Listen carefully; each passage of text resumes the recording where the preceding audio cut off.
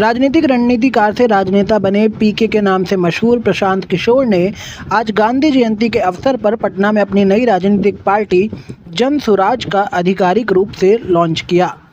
इसके ऐलान उन्होंने अपनी जन सुराज यात्रा के दौरान की थी। उनका दावा है कि जन सुराज यात्रा के माध्यम से वे बिहार के गांव-गांव, शहर-शहर घूमकर जनता की समस्याओं को नज़दीक से समझे हैं।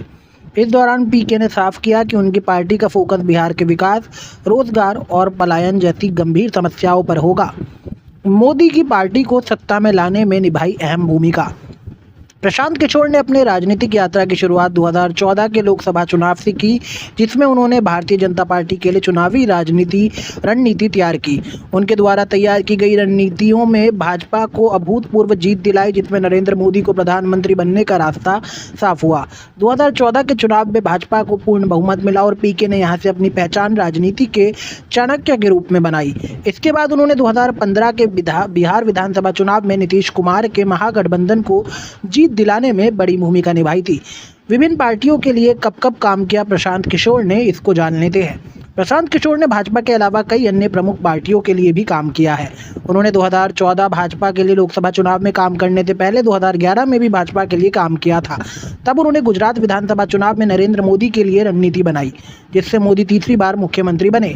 इसके बाद उन्होंने 2015 में नीतीश कुमार की जेडीयू के लिए काम किया और 2019 में वाईएसआरपी को आंध्र प्रदेश चुनाव में जीत दिलाई। 2020 में उन्होंने दिल्ली के मुख्यमंत्री अरविंद केजरीवाल की आम आदमी पार्टी को दिल्ली विधानसभा चुनाव में लगातार तीसरी बार सत्ता में आने में मदद की। 2021 में पीके ने ममता बनर्जी की टीएमसी को पश्चिम बंगाल विधानसभा चुनाव में जीत दिलाई और एमके स्टालिन की डीएमके को तमिलनाडु में सत्ता में लाने में सफलता हासिल की। शराबबंदी को खत्म करने का वादा प्रशांत किशोर ने अपनी पार्टी के द्वारा किया है। उन्होंने अपनी पार्टी की घोषणा के साथ ही बड़ा बयान देते हुए कहा है कि अगर उनकी पार्टी सत्ता में आई तो वे बिहार में लागू शराबबंदी को खत्म करेंगे। उन्होंने कहा, शराबबंदी से बिहार में न सिर्फ भ्रष्टाचार चढ़ाए बल्कि अव्यवस्था और अपराध को भी बढ़ावा दे रही है। पीके का मानना है कि इस कानून को खत्म करके राज्य की आर्थिक स्थिति को सुधारना काफी जरूरी है। अब एक नज़र उनके निजी जीवन और राजनीतिक सफर पर डालते हैं। प्रशांत किशोर का जन्म बिहार के रोहतास जिले के सासाराम में हुआ था। उनके पिता एक डॉक्टर थे और मां गृहिणी। उन्होंने अपनी शुरुआत शिक्षा बिहार में पूरी की और बाद में संयुक्त राष्ट्र संघ में पब्लिक हेल्थ के क्षेत्र में 8 साल तक काम किया। इसके बाद उन्होंने राजनीति में कदम रखा और अपने करियर की शुरुआत नरेंद्र मोदी के साथ 2011 में की। उनकी शादी असम में रहने वाली जानवी दास से हुई, जो पेशे से डॉक्टर है। जानते हैं राजनीतिक रणनीति से संन्यास की घोषणा प्रशांत किशोर ने कब की। प्रशांत किशोर ने 2021 में पश्चिम बंगाल और तमिलनाडु विधानसभा चुनावों में टीएमसी और डीएमके की जीत के बाद चुनावी रणनीतिकार के रूप में संन्यास लेने की घोषणा की। उन्होंने कहा कि अब वे चुनावी रणनीतियों से हटकर कुछ नया करना चाहते हैं। उसके बाद उन्होंने जन स्वराज यात्रा की शुरुआत की, जिसके तहत वे बिहार में करीब 3000 किलोमीटर की पद यात्रा कर चुके हैं। उनका उद्देश्य बिहार की जनता के साथ सीधा संवाद स्थापित करना और उनकी समस्याओं को समझना है। जन स्वराज पार्टी के उद्देश्य की बात करें तो प्रशांत किशोर की जन स्वराज पार्टी का मुख्य उद्देश्य बिहार को गरीबी, बेरोजगारी और पलायन जैसी समस्याओं से मुक्त कराना है। उनका कहना है कि बिहार की राजनीति जाति और धर्म के नाम पर नहीं बल्कि विकास के मुद्दों पर होनी चाहिए।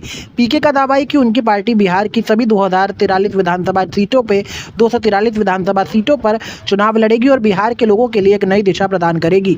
आने वाले चुनावों में प्रशांत किशोर का ये दाव बड़ा बदलाव ला सकता है। प्रशांत किशोर के इस कदम से बिहार की राजनीति में बड़े बदलाव की उम्मीद की जा रही है। उनकी पार्टी ने पहले से ये स्पष्ट कर दिया है कि वे राज्य में सभी प्रमुख समस्याओं जैसे पलायन, बेरोजगारी, भ्रष्टाचार के खिलाफ लड़ाई लड़ेगी। अब ये देखना बाकी है कि पीके की रणनीतियां आने वाले चुनावों में कितना प्रभाव डालेंगी और क्या वे बिहार की राजनीतिक दिशा को बदल पाएंगे।